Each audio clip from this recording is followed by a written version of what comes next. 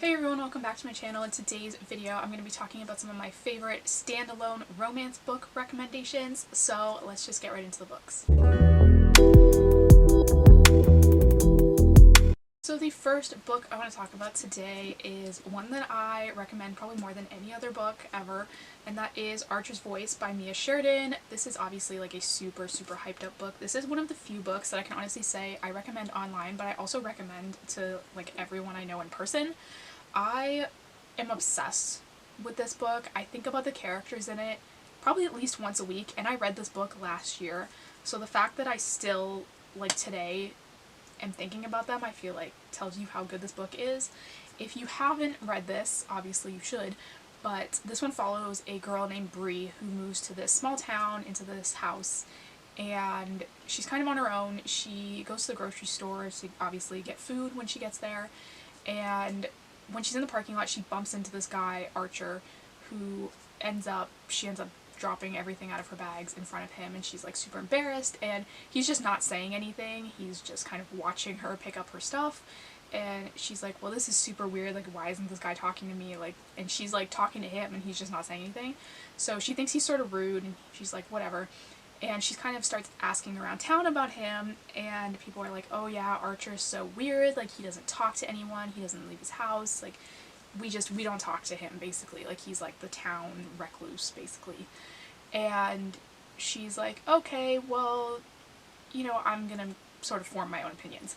And so she doesn't really see him again, but she ends up going to the beach with her dog, and her dog ends up escaping out of her bike basket or something, I think it is. And her dog runs into Archer's yard. She doesn't know it's his yard at the time, I don't think, but she chases after the dog and they end up meeting again, and she sort of understands a little bit more about him at this point, and she starts hanging out with him a lot. And this is just such a cute book. Like I don't know, there's just something about this one that is different than anything I've ever read in my entire life. Archer is like one of the sweetest book boyfriends I've ever read. Like you literally just want to hug this guy throughout the entirety of this book. He is so sweet and so innocent and just so like wholesome as a human being, and I just really love that. This is like one of my favorite books of all time. I will say, like, this one is a standalone, but Mia Sheridan did write a spin-off to this called Travis, which is about his cousin Travis, and I haven't read that, but it's not really like a series, it's just sort of Travis got his own book. And so yeah, like I said, this one is definitely one of my favorites and one that I recommend as much as humanly possible. Next is Forget Me Not by QB Tyler. This one is probably one of my favorite QB Tyler books. I really love all of her books, but this one in particular I think was the first one I ever read, and I really enjoyed it. It follows a couple who has filed for divorce. I'm not sure if they have officially separated or not, I can't really remember, but their relationship is on the rocks. They've both got other significant others. He's got a girlfriend, she's got a boyfriend, but he ends up getting in an accident and loses his memory, and so he can't remember the last year, but he can remember everything before that. So all he remembers is being like madly in love with this girl, and she's like, no dude, like we're not together anymore, like we're splitting, you have a girlfriend, I have a boyfriend, like this isn't happening, kind of thing. And he's like, no, but I'm in love with you, like there's no way I would have agreed to like divorce you and whatever. And he just can't remember like what went down that resulted in them getting divorced. And this is just like them sort of working through that, I guess. I really love this one. I think I gave this one 5 stars when I read it as well, and just really thought it was like a unique twist on like a marriage in trouble romance, because obviously like he doesn't know what he did wrong at the beginning of the book, and it's just really interesting and, like I said, super unique and fun. Next is Every Summer After by Carley Fortune. I feel like this is obviously a super popular book. This was probably like the book of the summer that everyone was talking about. So this is one of those books that is like a friends to lovers sort of situation, sort of second chance. They're basically were together at one point and they have a falling out, and now they are back in the same town. I believe in this one the girl's mother dies. No, his mother dies. And so they're both back in town for the funeral, and they're obviously back in each other's lives. And this is written in the same format as People We Meet on Vacation or Love and Other Words by Christina Lauren, where it is alternating between the present and the past. So you're seeing them as kids and teenagers sort of growing up together at this lake house and getting closer, and everything that sort of goes down with that, and then you're building up to their falling out. I really love this one. I think part of what made me really love this is it's set in Canada, which is interesting. I feel like a lot of authors don't do that when they write like cottagey sort of romances, which I think sucks because especially for like Canadian authors, it's like would be really cool if they did that more, and they just don't. But I really appreciate that this book does do that. And like I said, it's like definitely like they're best friends to lovers as kids, and then they have a falling out, and now they are older and have run into each other at his mom's funeral, and things sort of go from there. Really, really love this one as well. I believe this is the author's first book too, so that's really exciting. I obviously, like I said, really enjoyed this one. Next is The Wall of Winnipeg and Me by Mariana Zapata. Obviously, I think all of Mariana Zapata books are standalones, but this is my personal favorite. I know this is like probably the most hyped up one along with Culty, and it is huge, but I will say, like, don't let that intimidate you because I am a big hater of long books, and I still love this book. It follows a girl who is the personal assistant to a famous football player, and he kind of starts like being a jerk to her with just like these like little things where it's almost like you can sort of tell it's his jealousy like peeking through. Like she's talking to one of his teammates at the gym and he's kind of getting annoyed by it, and he's like snapping at her and she thinks he's just being a dick basically, but it's like obviously you can tell that it's like his jealousy that she's talking to this other guy instead of paying attention to him. And she decides one day that she's going to quit and just become like a graphic designer on her own because that's what she's always wanted to do. And so she leaves, and he ends up showing up at her house like less than a month later, I think, being like, look, you have to come back, like I can't like find another assistant and I don't want another assistant, like I need you to come back. And she obviously does, or else the book wouldn't exist. But this one is such a good read, super slow burn. Obviously Mariana Zapata's books are always slow burn. Like I said, it is giant, like this is like a brick of a book, but it is 100% worth it. If you can get the audiobook, I'd probably recommend that. That's how I read this one the first time, and I did really, really enjoy it. I also think this is like a really good sort of like wintry read because it's got like Halloween and Christmas, and this one passes over the course of the book, so I think it's a good like fall wintertime book. So definitely one I would recommend. Next is Lessons in Sin by Pam Godwin. This is not a book that I thought I was going to enjoy when I first read it. I, for whatever reason, thought this went with the book Priest by Sierra Simone. I never looked at the authors and I just assumed that this was the second book to that book, but it's not even remotely connected. So this book follows a girl whose mom has kind of had enough with her, and she's like, okay, you're gonna go to this like Catholic all-girls boarding school like in the woods basically. And so she sends her off to this school, and she meets this headmaster guy who is like kind of weird, and she's like, okay, this dude is kind of weird, and all the girls are like obsessed with him, and he's got some like dark secret as to why he became a priest and why he's there, and it sort of goes from there. There were, I will say in this one, a scene or two that I could have done without personally, but if you like some of like the edgier things, I guess you'd probably like this one. It is, like I said, different than a lot of the other books I'm recommending because it is on the edgier side, the darker side, I guess. It deals with some things that aren't that common in romance books, I guess. And I did enjoy it. Like I said, I wasn't expecting to be honest, and I thought it was done really well for what it was. There was a lot more plot than I was anticipating, which was nice.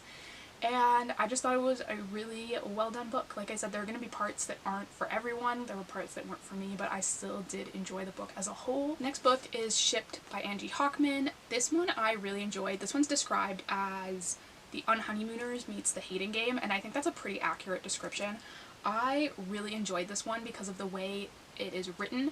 The author is very good at avoiding those sort of moments that I think we all hate in romances, you know, the like, I'm not like other girls kind of things, and like just like those little annoying things that everybody hates.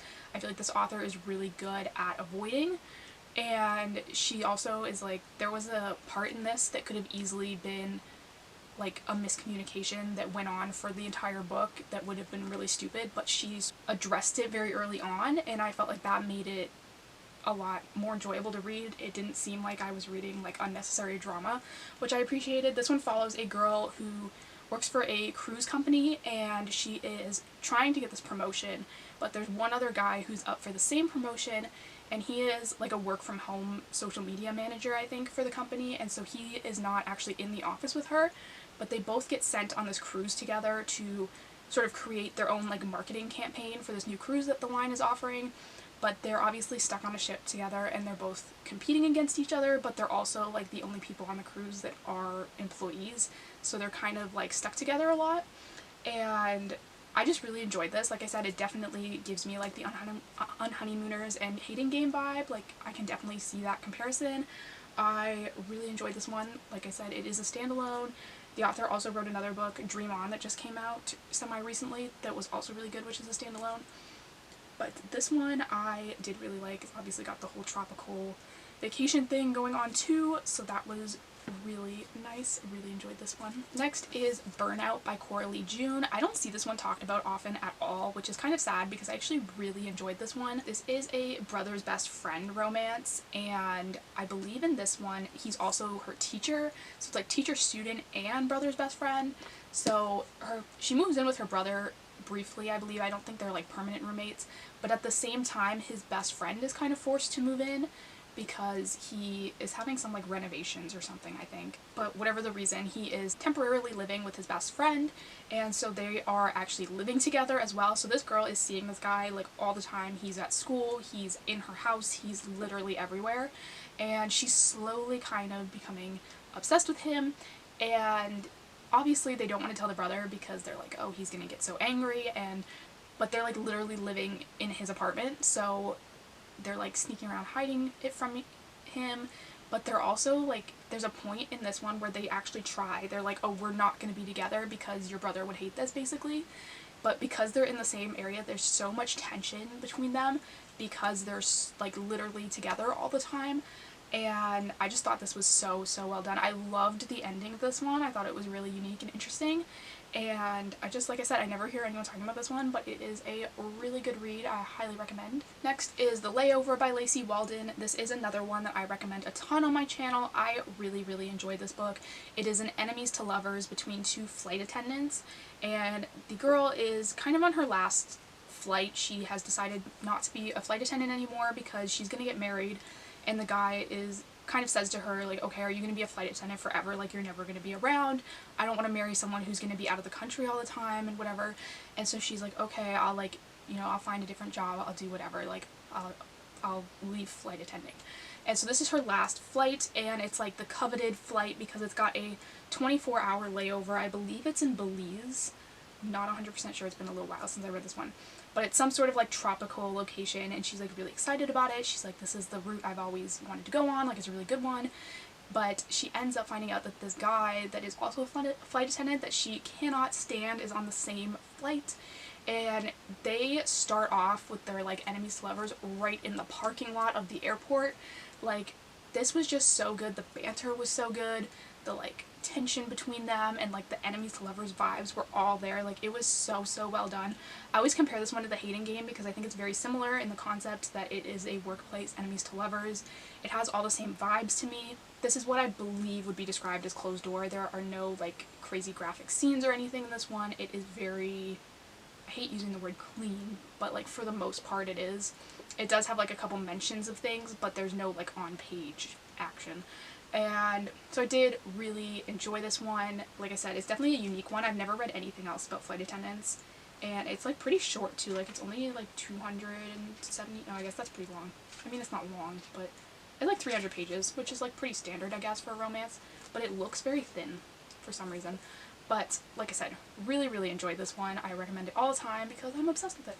Next is Credence by Penelope Douglas. This is easily my favorite Penelope Douglas book. This one follows a girl whose parents both die, and they were both famous actors, so the media is kind of picking up this story, and paparazzi is now like following her.